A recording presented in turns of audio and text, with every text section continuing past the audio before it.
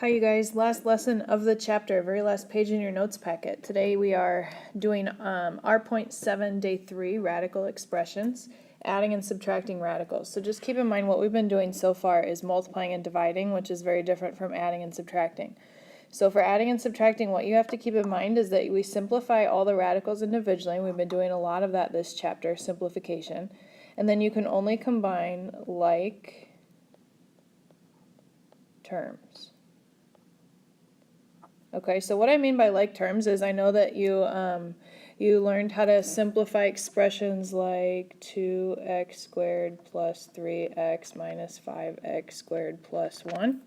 And you know that you have like terms here, this and this. That gives us negative 3x squared plus 3x plus 1. You leave all the other terms the same, but you can combine the ones that are the same. And then just keep in mind also that this is an x squared term, this is an x squared term, it stays x squared. You don't also combine the x squared. So another thing to think about is, can you combine 3x plus 2y? Those are not like terms, so you actually can't combine anything there. So just keep that in mind as we're talking about radicals here. Very, very brief notes. We're not going to do very many of these on the video. We're going to do most of them in class tomorrow, but let's start on this very first one because it's kind of weird looking. So notice that we have the same radical everywhere.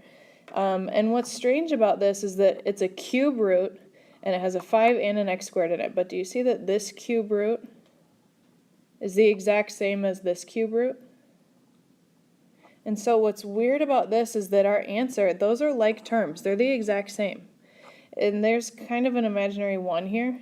There's 1 of those weird looking cube roots plus 6 more of those weird looking cube roots. So it's kind of like you're doing 1y plus 6y. And you know that when you do that, you combine them and you have 7y's. And so this is almost the same exact way. I'm going to erase this just so we don't get confused, but that is what we're talking about here. It's not a y, it's a really weird looking radical. So we have 1 of them plus 6 of them, and that leaves us with 7 of those same exact radicals. So the radical is the like term. It's a cube root of 5x squared. And that's actually our answer. You're just combining the radicals. They're really ugly and weird looking, but there's 1 of them and you're adding 6 more of them, so you end up with 7 of them. And make sure that that radical stays exactly the same through the whole problem. Okay, let's talk about this one. Notice how none of these radicals are the same. That's different, and that's different, and that's different. But hopefully one thing that you're thinking of right off the bat is that you can simplify a lot of these radicals. So that's what I've been doing kind of for this whole chapter. 18 is 9 times 2, and 9 breaks into 3 and 3. And these are just normal square roots, so we're looking for groups of 2. So this 3 comes out, and the 2 and the k stay underneath. And what do I do with the 3 that comes out? I actually multiply it by the number that's already there. So that whole first radical simplifies into 4 times 3, which is 12. And I have a square root of 2 and k left over. So this 2 is there, and that k is there. A lot of people lose this 4. So it's not just a 3 on the outside, it's actually 4 times 3, which is 12. What I'm going to do is that exact process for all of these radicals. And you should be getting pretty quick at simplifying radicals. 72 is, the first thing I think of is 9 and 8. You could also use 36 and 2 or a couple other different combos, but I'll do 9 and 8 just because I thought of that first. 9 is 3 and 3, 8 is 4 and 2, and this 4 is 2 and 2. So again, we're looking for groups of 2 just because it's a normal square root. So I have a group of 2 here, and I have a group of 2 here. And the 2 and the k are going to have to stay inside. So when I multiply this out, by the way, this negative sign needs to stay. I'm going to keep my minus there. And then I have 3 and 2 coming out, so you always multiply those numbers when they come out. So that makes a 6.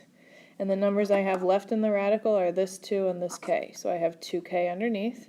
And notice how we have like terms now. And this is what is kind of supposed to happen so that we're able to combine some of these radicals. We're going to do the same thing with the 50. 50 is 25 and 2, so 5 and 5. There's a group of 2.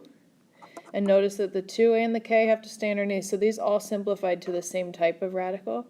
Keep that plus sign, the 5 comes out, the radical 2 and k have to stay underneath.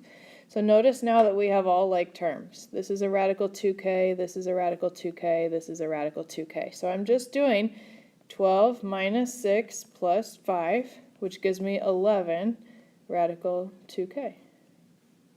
Okay, so you just keep the radical the whole time. It's like having 12 apples minus 6 apples plus 5 apples.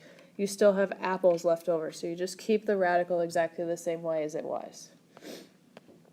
Okay, a couple more. Now we have cube roots, which means we're looking for groups of 3. And hopefully you're recognizing right away that 4x doesn't break down, but 32 does, and I also bet 108 does. So let's break those down and see if we have any like terms. 32 is 8 and 4, which is 2 and 2, 4 and 2, 2 and 2. And I'm looking for groups of 3 since it is a cube root. So I have, there's a group of 3. And I have two 2's which need to stay underneath along with the x, so that makes radical 4x for there. I'm going to leave the first radical exactly the way that I started it. That didn't break down at all, but I'm keeping the minus sign. And then this group of 2 that's coming out gets multiplied by the 5 to make 10. The radical stays a cube root, and then I have two 2's, which is 4, and x on the inside. So notice how these are becoming like terms again, and that's what we want so that we will be able to combine them. Okay, and then 108 is a little bit of a bigger number. I know it divides by 2 and 54. 54 is 9 and 6. 3 and 3, 3 and 2. So I broke it all the way down, and if you did 2 and 54, or if you did 9 and 12, or there's a bunch of different options that you could use, you should still have the same numbers at the very end of your tree. So there's a group of 3. I have this 2 and this 2 that didn't get circled, and the x that need to stay underneath. But that 3 is going to come out, and it's going to multiply by the 2 that's already there. So it's going to be a positive 6. And then on the inside it's still a cube root, and I have two 2's, which makes 4, and the x. So now again, these are all like terms. There's a cube root, there's a cube root, there's a cube root that are all the same. So I'm doing 1 minus 10 plus 6, which gives me negative 3, and then just tack on that radical at the end. Okay, so there's our answer for that one. You're just keeping all of your like terms and just combining them. They're just really funny looking like terms, something that's a little bit different than what we've been doing in the past. Okay, so here's my final answer for that one. Okay, I just want to take a look at one more, and that would be this one. And so the first thing I'm going to do is, again, I'm going to break down these radicals because they're not alike right now. This is just 5 and 3, and that actually doesn't break down. 11, there is nothing that I can break down out of 11. It's just 1 and 11. So breaking down the radicals didn't help us. So this is actually fully simplified. It's just like if I said simplify 3x minus 3y. That's the answer. You can't simplify it anymore. So this actually, the answer is, let me erase this so we don't get confused. You can't combine them anymore. So 3 radical 15 minus 3 radical 11. We're done. Cannot combine. I'm going to write cannot combine because they're not like terms.